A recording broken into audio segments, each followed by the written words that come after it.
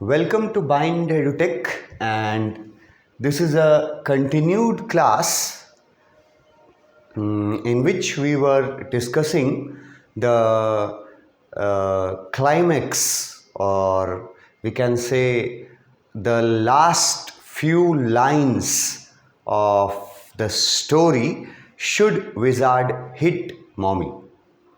ये स्टोरी का हम लोग आखिरी पैराग्राफ में हैं और आखिरी पैराग्राफ में भी हम लोगों ने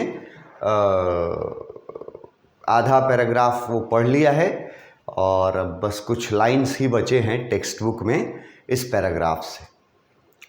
तो हम लोग जो इसके पहले प्रीवियस वाले वीडियो में इसी पैराग्राफ का लास्ट पैराग्राफ का जो पॉइंट्स पढ़ लिए थे उसको मैं एक बार आपको रिमाइंड करवा देता हूँ, रिकॉल करवा देता हूँ कि जैक जो है वो नीचे उतर जाता है, मतलब डाउन स्टेयर्स आता है, ऊपर अपनी बेटी जो को इंस्ट्रक्शन दे करके आता है कि तुम सो जाओ, है ना, you are a good girl.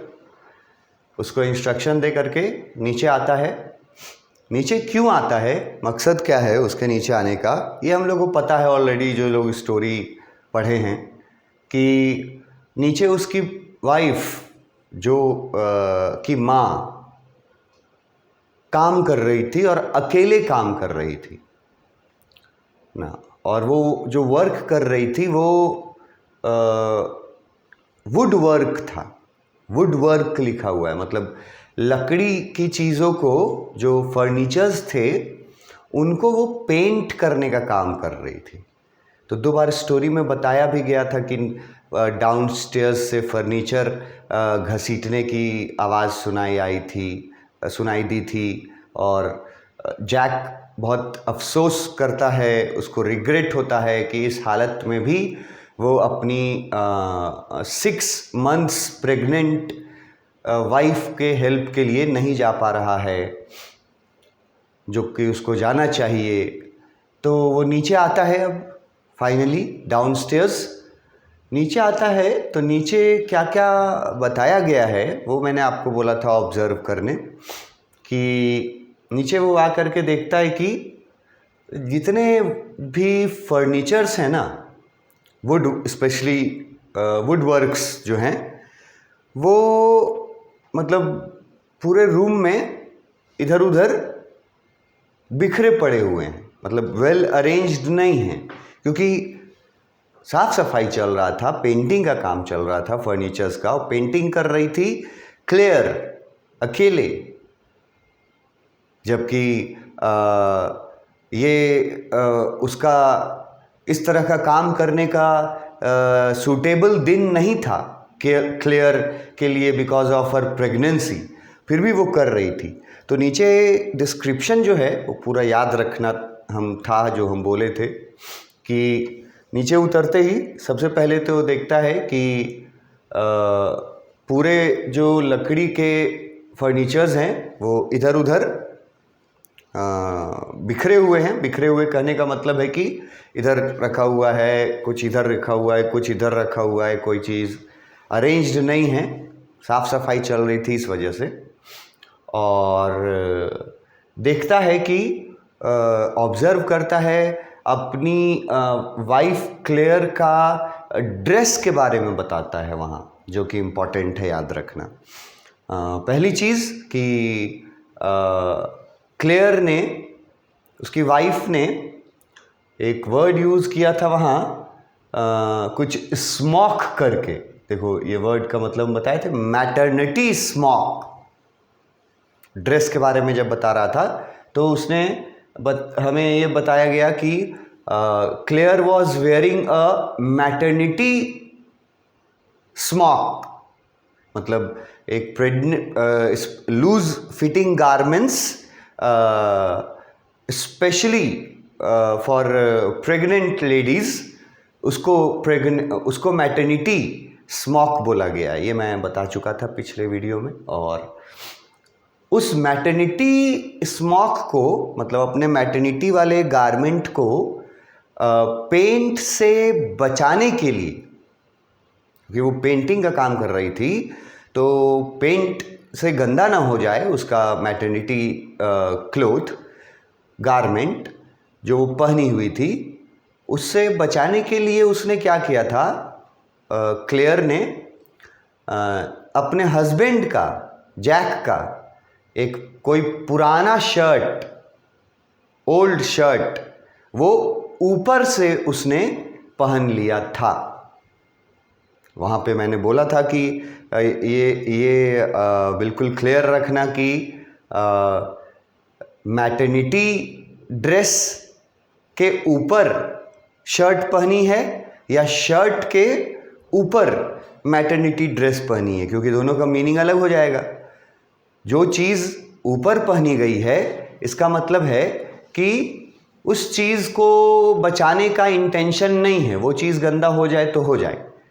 जैसे आमतौर पे हम लोग भी अपने सोसाइटी में जब कुछ वैसा वाइट वॉशिंग जैसा काम दीपावली वगैरह में होता है हमारे यहाँ, तो अक्सर आप देखिएगा कि वाइट वॉश करते वक्त या पेंट करते वक्त अगर प्रोफेशनल पेंटर्स भी जो होते हैं वो भी जब पेंट वर्क के लिए आते हैं ना, तो वो आएंगे किन्हीं और कपड़ों में और फिर वहाँ आकर के अपना ड्रेस चेंज कर लेंगे पेंटर्स, और कोई पुराना ड्रेस पहनेंगे जो ऑलरेडी मतलब ख़राब हो चुका है पेंटिंग का कलर लग लग करके।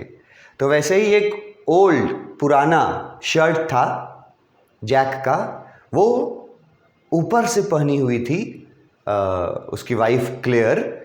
अगर पूछ दिया कि क्यों पहनी थी ऊपर से, तो ये कॉमन सेंस वाला जवाब देना है, कहीं लिखा हुआ नहीं मिलेगा आपको कि अपने मैटरनिटी गारमेंट को पेंट से बचाने के लिए उसने वो ओल्ड शर्ट जो था वो पहना हुआ था। ये ऑब्ज़र्व किया गया, ये बताया गया था। और फिर ये भी बताया गया कि वो कर क्या रही थी। बताया गया कि नीचे फ्लोर पे न्यूज़पेपर बिछाई हुई थी और उसके ऊपर एक पेंट का केन मतलब डिब्बा, 1/2 लीटर का, 1 लीटर का, 2 लीटर का, बहुत साइज़ के अनुसार आता है ना पेंट, तो यहाँ 1 या 2 लीटर का केन समझ लो। पेंट का केन खुला था, ओपन्ड, और उसके हाथों में ब्रश था, क्लेयर के हाथों में ब्रश, जो पेंटिंग ब्रश होता है, नॉट अ टूथ ब्रश। तो पेंटिंग ब्रश था और वो पेंटिंग ब्रश को डिप कर रही थी। पहले डिप करना मतलब अंदर डालना, पेंट का जो केन रखा हुआ था उसमें वो डुबाती थी ब्रश को और फिर निकाल करके और फिर पेंट कर रही थी चेयर को। और स्पेशली चेयर में भी अगर पार्टिकुलरली पूछ दे कि चेयर के किस भाग को पेंट कर रही थी, तो लिखा हुआ था वहाँ कि चेयर के रेल को पेंट कर रही थी वो उस समय। RAIL वर्ड यूज़ किया था ना, रेल, ये हम तुमको दिखा सकते हैं, चेयर रेल।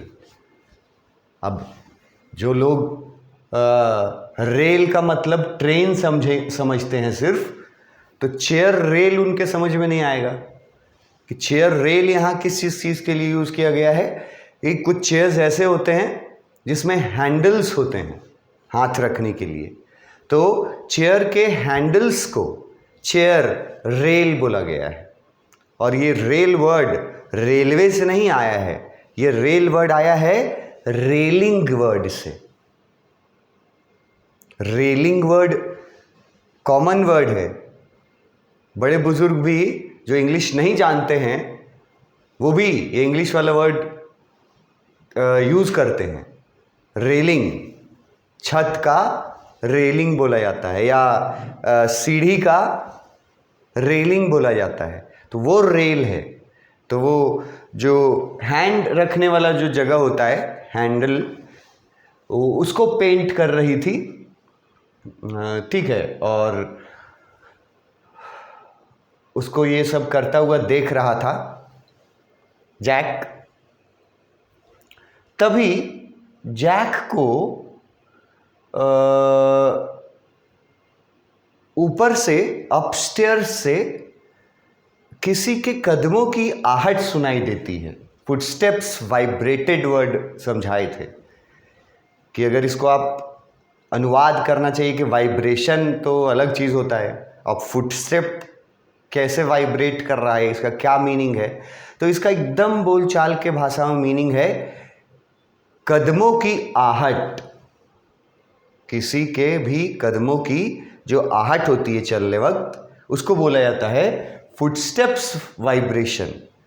तो जैक को सुनाई पड़ता है कि ऊपर अपस्टेयर्स मतलब ऊपर के तल्ले में, जहाँ वो जो को अभी सोने बोल करके आ रहा है, वहाँ उसको लगता है, सुनाई देता है कि जो सोई नहीं है और उसके पैरों के, उसके कदम, जो के कदमों की आहट आती है जैक को।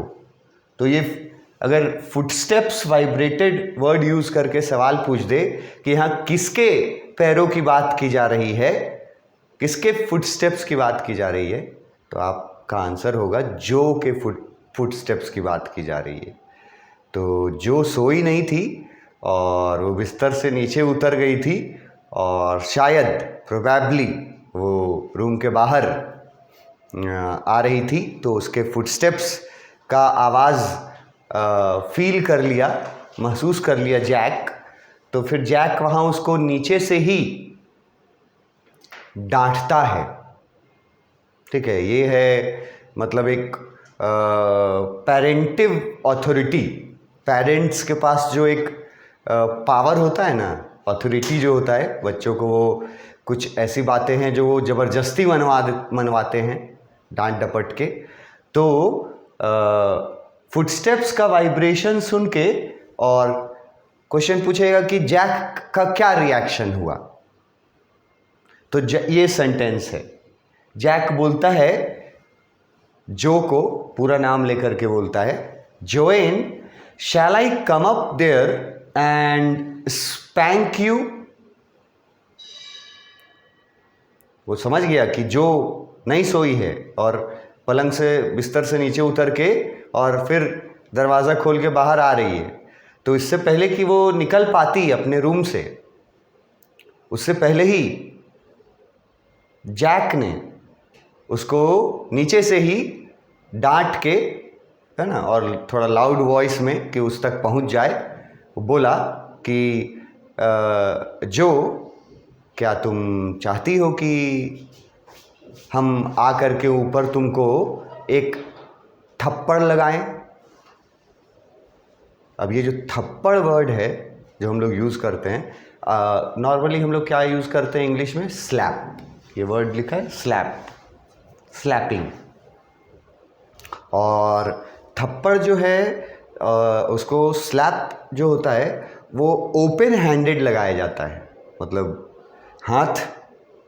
हथेली जो है वो खुली रहती है, तब मारते हैं, तब उसको बोला जाता है स्लैप, थप्पड़ मारना खुली हथेली से, वन हैंडेड। ये भी स्लैप मतलब वन हैंडेड होता है और खुली हथेली से होता है थप्पड़ मारना। तो जैक डराता है नीचे से ही, जो को ये बोल करके डराता है कि जो, क्या तुम चाहती हो कि मैं ऊपर आकर के तुमको थप्पड़ लगाऊं। तो यहाँ ये वर्ड याद रखना कि थप्पड़ के लिए स्लैप वर्ड नहीं यूज़ किया है, बल्कि स्पैंक वर्ड यूज़ किया है। ठीक है, थप्पड़ लगाऊं।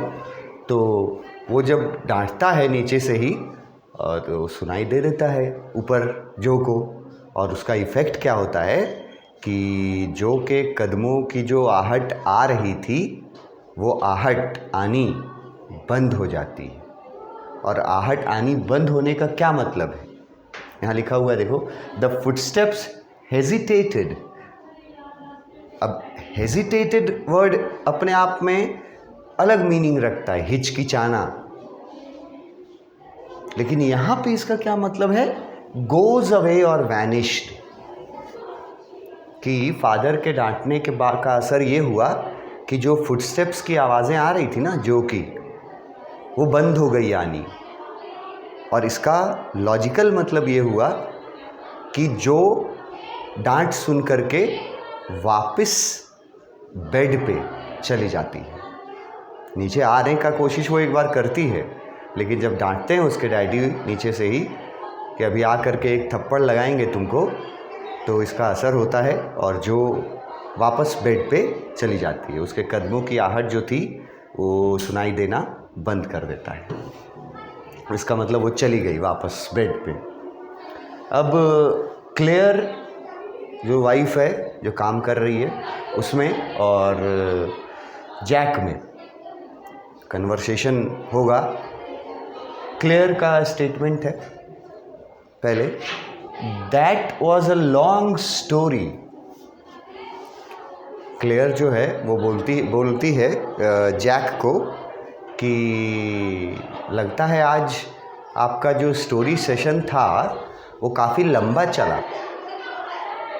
लंबा तो चला ही था आज का स्टोरी सेशन, क्योंकि आज के स्टोरी सेशन में क्या हुआ था कि बेटी जो है वो बीच में बहुत बार अपने फादर को डिस्टर्ब करती है स्टोरी सुनाते वक्त।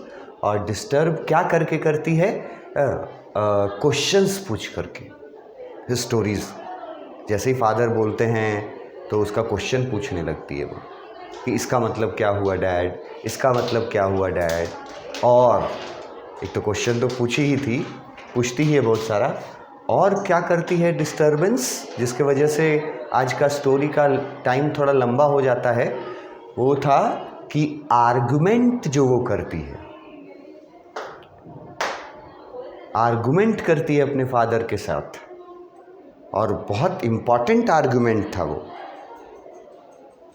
वो आर्गुमेंट में सीधा बोलती है कि डैड कल मैं चाहती हूँ कि आप कहानी सुनाएं रॉजर स्कंक वाला, और उसका एंडिंग मेरे अनुसार करें, मतलब जैसा हम चाहते हैं।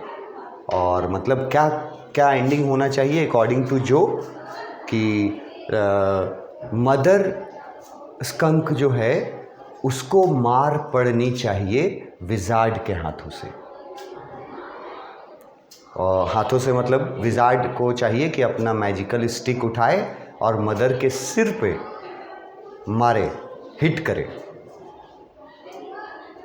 और रियल स्टोरी में इसका उल्टा हुआ था। फादर जो बताए थे स्टोरी कि रॉजर स्कंक की मम्मी जो है वो अम्ब्रेला लेके जाती है और उससे मारती है उसके सिर पे, विजार्ड के सिर पे। तो जो इच्छा था कि नहीं ये गलत हुआ, इसलिए वो बोलती है कि अगले दिन हमको कहानी सुनाइएगा और उसमें हम चाहते हैं कि आप ये बोलें कहानी के अंत में कि विजार्ड ने रॉजर स्कंक का रोजेस वाला स्मेल नहीं चेंज किया मम्मी के कहने पर, और उल्टा मम्मी को विजार्ड ने अपने मैजिकल स्टिक से मारा, हिट किया राइट ऑन हर हेड। कहाँ हिट किया है वो भी बता रहा, राइट ऑन हर हेड। और वहाँ पे इशारा करके भी वो बताती है, हाथ से भी, कि ऐसे करके एकदम सिर पे मारना चाहिए मम्मी को। और ये कहानी हम आपसे कल सुनना चाहते हैं। तो ये जो आर्गुमेंट हुआ था बाप बेटी के बीच में एंडिंग को लेकर के, उस आर्गुमेंट के वजह से भी स्टोरी जो है वो थोड़ा लंबा खिंच गया था नॉर्मली। तो उसकी वाइफ पूछती है कि आज आपका कहानी थोड़ा लंबा कहानी हो गया। इसका मतलब ये भी निकलता है कि उसकी वाइफ जल्दी उसके आने का एक्सपेक्ट कर रही थी और हेल्प करने का एक्सपेक्टेशन कर रही थी, जबकि ये लेट से आया। तो आंसर देता है ना, जैक बोलता है the poor kid. Answer Jack बस इतना ही बोलता है, द पुअर किड। सिंबॉलिक है कि लेट जो तुम बोल रही हो वो सचमुच में हुआ है। कहानी आज लंबी गई है क्योंकि जो अब बहुत सवाल करने लगी है कहानी के बीच में। वो जानना चाहती है वाई, हाउ, रीज़न जानना चाहती है। तो इसीलिए वो बोलता है द पुअर किड, जो के बारे में बोलता है। और फिर उसके बाद जैक का फिज़िकल कंडीशन, वहाँ मेंटल कंडीशन, फिज़िकल कंडीशन, जो भी दोनों समझो, वो बताया गया है। ये वर्ड याद रखना ज़रूरी है, अटर वियरनेस। ठीक है, अटर वियरनेस, जिसमें वियरनेस का मतलब होता है, अटर का मतलब होता है एक्सट्रीम, और वियरनेस का मतलब है टायर्डनेस। अब अटर वर्ड कॉमन है, जेंडर मतलब कॉमन जेंडर में है। अटर किसी के साथ भी लगा दो तो मतलब हो जाएगा वेरी। जैसे अटर, जैसे हम लोग बोलते हैं ना, एक गुड होता है, एक होता है वेरी गुड, एक होता है वेरी वेरी गुड। तो वैसे अटर वर्ड लगाया जाता है UTTER, जिसका मतलब होता है एक्सट्रीमली। अब वो गुड के साथ भी लग सकता है, बैड के साथ भी लग सकता है, किसी भी चीज़ के साथ लगा दीजिए तो इसका मतलब होता है एक्सट्रीमली। तो यहाँ वियरीनेस के साथ लगा है, और ये वियरीनेस वर्ड डिफ़िकल्ट है, ये सबको याद नहीं रहेगा। वियरीनेस का मतलब है थकावट, टायर्डनेस। तो जैक के बारे में ये बताया गया है कि कौन थक गया था। अगर आपसे पूछ दिया कि वियरीनेस, अटर वियरीनेस जो वर्ड यूज़ किया था वो किसके लिए यूज़ किया था, और ऑप्शन दे देगा कि क्लेयर के लिए किया था, या रॉजर स्कंक के लिए किया था, या विजार्ड के लिए किया था, या फिर जैक के लिए किया था। ये वर्ड का यूज़ अटर वियरीनेस। तो जो इस शब्द का मतलब समझेंगे, टायर्डनेस, और स्टोरी के थ्रू जो लोग पूरा गए होंगे, वो लोग के दिमाग में एकदम क्विकली आंसर आ जाएगा कि ये बताया गया था जैक के बारे में, कि जैक बहुत टायर्ड महसूस कर रहा था, बहुत थकावट महसूस हो रही थी जैक को। और वो अपनी वाइफ को देखता है हार्ड वर्क करते हुए, लेबर वर्ड यूज़ किया है, हार्ड वर्क कर रही थी उसकी वाइफ, और वो हार्ड वर्क जो उसको इस समय जिस पोजीशन में वो है, जिस कंडीशन में है उसकी वाइफ, 6 months ऑफ प्रेगनेंसी, इस समय उसको इस तरह का हार्ड वर्क नहीं करना चाहिए, लेकिन वो कर रही है। क्यों? मजबूरी में। मजबूरी में क्यों? क्योंकि जैक तो ऊपर अपस्टेयर्स अपने रूटीन के अनुसार जो को स्टोरी सुना रहा है सुलाने के लिए, तो मजबूरी है। इसलिए क्लेयर जो है वो अपना पेंट वर्क कर रही थी वहाँ। तो देखता है बहुत थकावट वाली नज़रों से, और थका हुआ यहाँ याद रखना कि जैक को बोला गया है, थका हुआ। वो देखता है अपनी वाइफ को, बहुत मेहनत से वो काम कर रही थी, और काम क्या कर रही थी? The wood work. तो वुड वर्क का मतलब है लकड़ी से बनी हुई चीज़ों को वो पेंट कर रही थी, पॉलिश कर रही थी, या साफ़ कर रही थी, सब कुछ बोल सकते हो, क्योंकि पहले साफ़ करेगा तभी उसको पॉलिश या पेंट करेगा। तो वो वुड वर्क कर रही थी, वुडन फर्नीचर्स लिखे, ठीक है। और फिर यहाँ एक वर्ड यूज़ किया जिसको मैंने बड़ा कर दिया है थोड़ा। अब वो वर्ड बहुत इजी है, बहुत सारे लोग, ऑलमोस्ट हमको लगता है सबको ये वर्ड पता होगा, केज, CAGE, केज। केज क्या होता है? केज बोलते हैं पिंजड़ा को। पिंजड़ा समझते हो ना?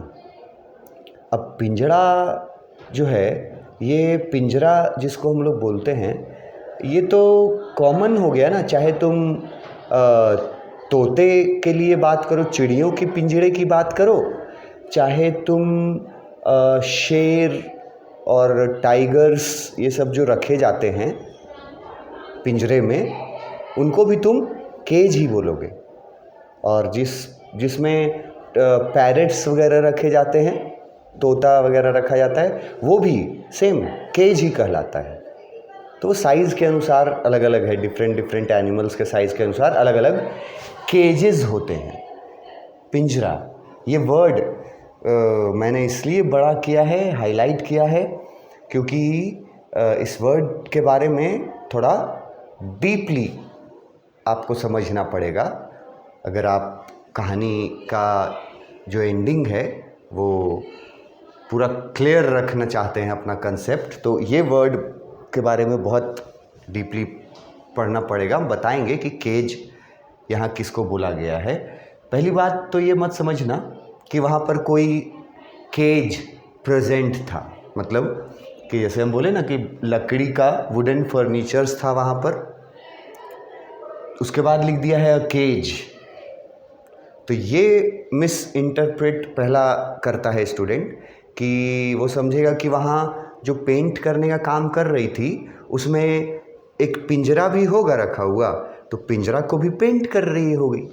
लेकिन ये गलत है, वहाँ कोई पिंजरा था नहीं। ये केज जो है वो सिंबॉलिक है, it is virtual, it is not actually present there. ये वर्चुअल है केज, और इसके बारे में समझना बहुत इम्पॉर्टेंट है। इसके एंडिंग को थोड़ा अच्छे से विदाउट एनी डाउट इसके एंडिंग को समझने के लिए ये केज वर्ड क्यों यूज़ किया, किसने यूज़ किया, किस चीज़ को पिंजरा बोला है और क्यों बोला है, उस पिंजरे में कौन लोग हैं या कौन सा जानवर है, ये सारी बातें केज के बारे में हम लोग को टेक्स्ट बुक में दिया हुआ है, जो वो तो पढ़ेंगे ही। और मैंने कहा कि ये सिंबॉलिक है, तो किस किस चीज़ को ये रिप्रेजेंट करता है केज, किस किस चीज़ को रिप्रेजेंट करता है, ये जो टेक्स्ट बुक में नहीं लिखा हुआ है वो हम लोग अपना एक्सप्लेनेशन जब पढ़ेंगे तो उसमें बहुत डिटेल में पढ़ेंगे इसके बारे में, एक केज के बारे में बहुत डिटेल। तो इसके आगे हम लोग नेक्स्ट क्लास में देखेंगे। Thank you.